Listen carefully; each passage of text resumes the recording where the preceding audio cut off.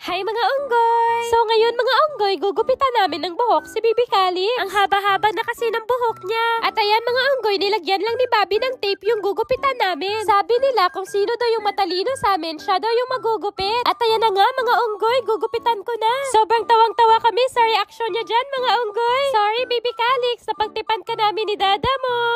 Sobrang likot ni Bibi Calix mga unggoy, kaya nahihirapan kaming gupitan siya. Ayan mga unggoy, ginugupit-gupit ko lang yung mga natitirang mahaba. Nagustuhan ata ni Bibi Calix yung new hair niya, mga unggoy. Grabe, sobrang tuwang-tuwa pa siya. Hindi niya alam na pagtipan lang pala siya ng mga magulang niya.